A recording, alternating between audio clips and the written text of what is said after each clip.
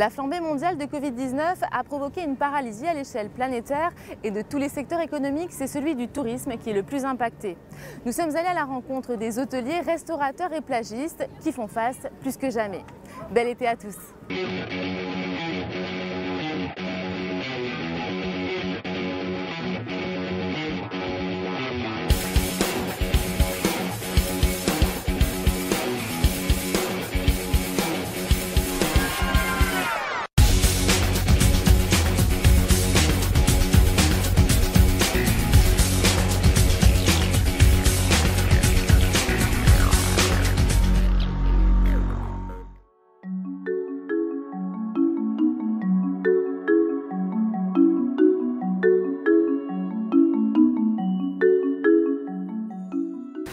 Bruno, bonjour. Bonjour Dorothée.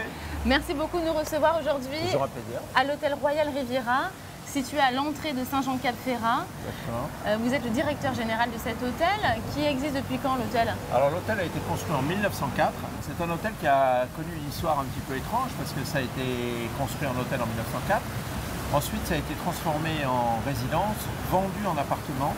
Et puis en 1988, il y a un indépendant qui a décidé de racheter les appartements un par un et à nouveau de recréer un hôtel qui s'appelle, depuis cette date, le Royal Riviera. Avant, ça s'appelait l'hôtel Bedford. Alors, comment ça va? Et après ce qu'on vient de traverser, on ne peut pas dire que ça va bien, mais en tout cas, on est plutôt optimiste. Nous avons rouvert le 26, avec une 26 juin le 26 juin, avec une activité plutôt satisfaisante puisqu'on a rouvert avec 50% d'occupation et une grosse activité en restauration. Donc l'année ne sera pas bonne, mais en tout cas, on reste optimiste pour la suite de l'année. Vous nous faites découvrir l'hôtel? Avec plaisir, on y va. Alors, nous avons mis en place un protocole sanitaire très strict qui s'applique à la fois aux clients et aux employés.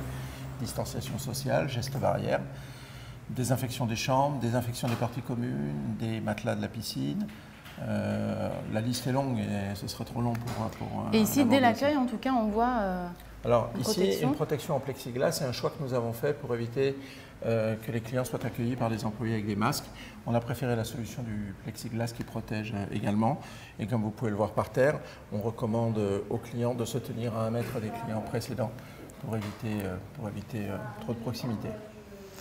Alors maintenant qu'on a expliqué en tout cas toutes ces mesures, est-ce que vous pouvez nous faire visiter l'hôtel? Alors ici, on est où? Avec plaisir.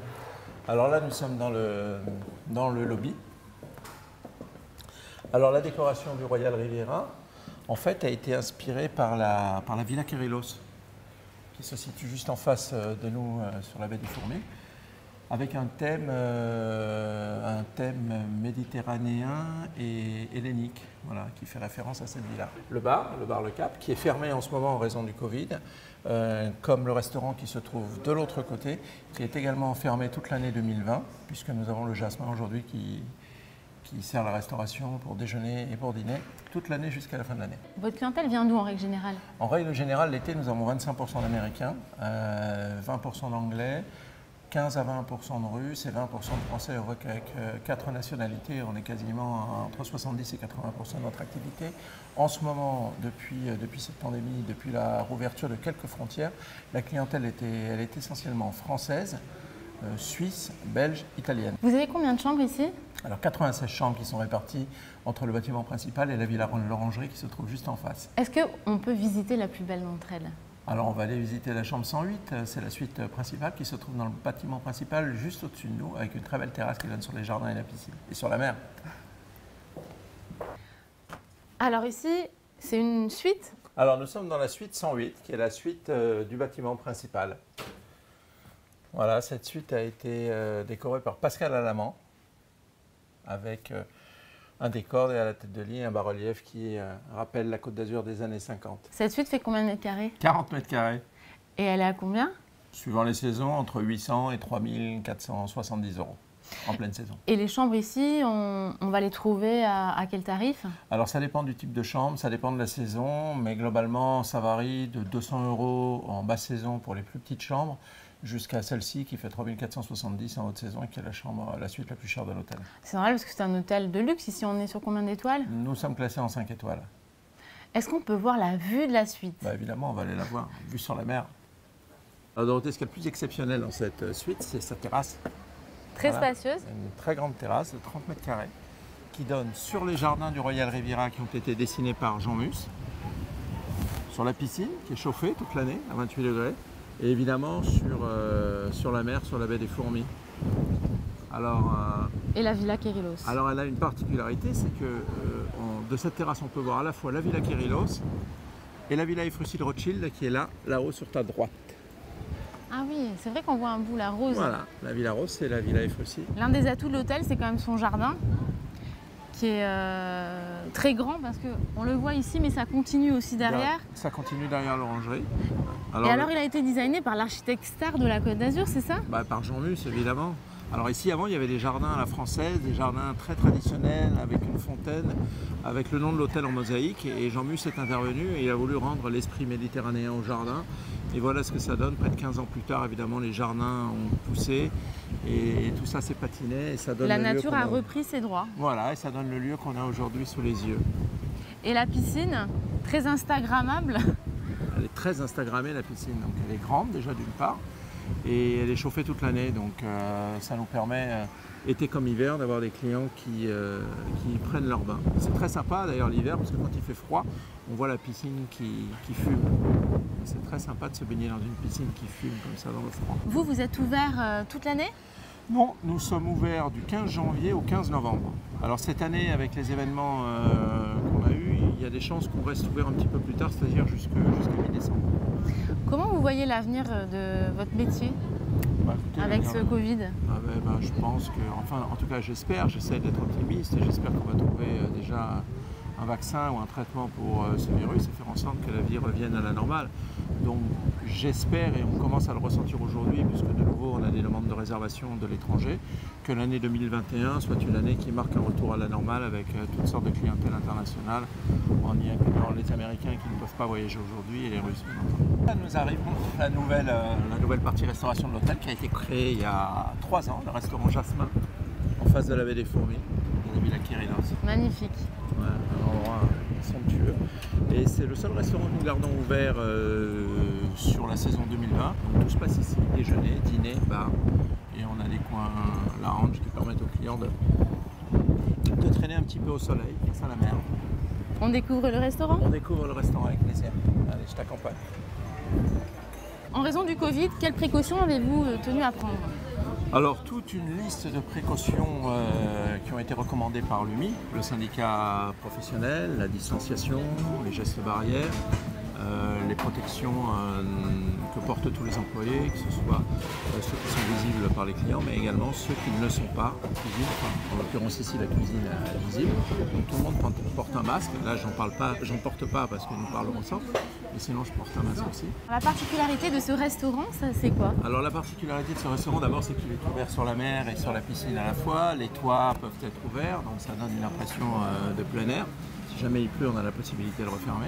Et surtout au niveau de la cuisine, on a fait un restaurant d'orientation évidemment méditerranéenne, mais également indienne. Un petit clin d'œil à nos propriétaires, puisque nous avons la particularité d'avoir un four tandoori. C'est un four indien, mais je vais laisser notre chef Anthony, qui d'habitude lui aussi porte un masque, nous expliquer ce qu'est un four tandoori. C'est ça, donc on a un four tandoori qui est complètement un revêtement en pierre, voilà, qui chauffe à très haute température, donc on est à des températures de plus de 300 degrés, ce qui nous permet de cuire rapidement la viande et de garder surtout une viande qui est bien juteuse. Voilà, c'est des viandes qui sont marinées préalablement dans du yaourt et des épices tandoori. Voilà, ça plaît beaucoup aux clients, c'est une belle vente chez nous. Et donc là, ici, c'est quelle recette? donc là, on est sur le poulet tandoori, donc c'est une marinade de fromage blanc, gingembre, citronnelle et ail. Voilà, il y a un petit peu de tandoori et d'épices curry. On monte nos brochettes comme ça, on vient la plonger. On a une cuisson de 3 à 5 minutes, c'est très rapide. Voilà, on ferme le four, désolé. Et donc ces viandes-là, on la servira avec un riz jasmin et des sauces, une déclinaison de sauce. Donc une sauce aux épices tandoori, un tzatziki, voilà, donc concombre, menthe, fromage blanc, et une sauce à la coriandre, gingembre et ail haché. Ça y est, c'est prêt? Donc voilà, notre brochette qui est prête. Wow. Donc on obtient une belle coloration grâce à la marinade. Ça a l'air divin. Voilà, une merveille. Alors vous, quelle est votre formation? Donc moi j'ai été baigné au Bristol à Paris, voilà, avec le chef Eric Fréchon. Donc pendant 8 années, ce qui est pas rien, une belle formation. Pas mal de voyages, j'ai été à Bora Bora pendant 2 ans, donc un peu une cuisine exotique aussi dans mes bagages.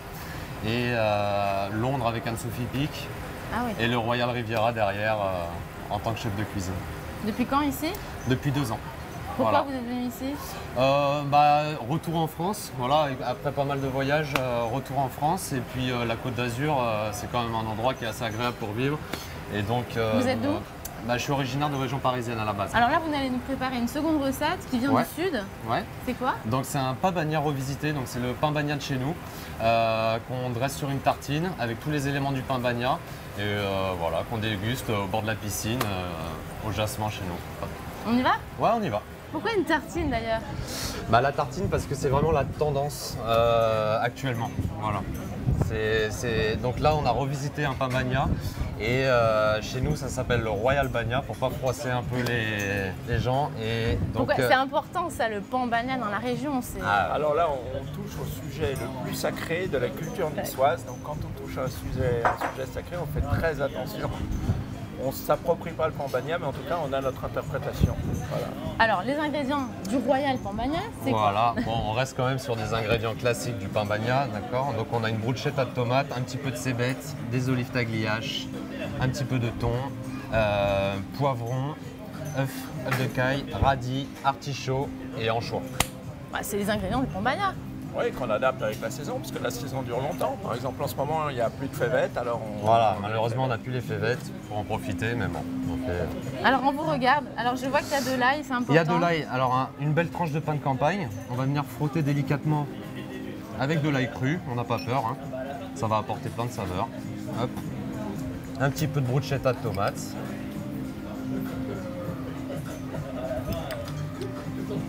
Voilà, gorgée d'huile d'olive, hein, ça va venir nourrir le pain aussi. Faut que ça baigne, hein. Ah, faut que ça baigne. Voilà, quelques copeaux de radis qu'on a mis en glace, qui est très croquant. Et un petit peu de cébettes, et des poivrons, chef aussi. bien sûr. On va n'oublie finir pas, les anchois. par les anchois.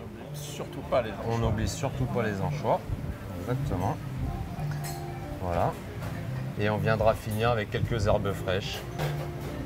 Alors, voici le Royal pain bagna. On dirait un pain bagna haute couture quand même, c'est magnifique. C'est un pain bagna haute couture. Et oui. Et maintenant, tout ce qu'on veut, c'est le déguster. Avec Je peux plaisir. goûter? Allez-y. Alors attention parce que je suis quand même sur le pain bagna. Je mange avec les doigts ou... On peut croquer dedans. Croquer. Hein, Moi je me lance.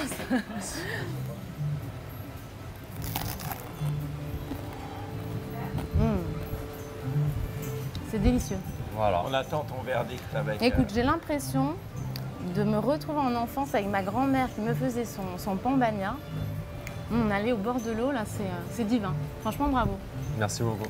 Excellent. Merci Dorothée. Mm. Content que ça te plaise.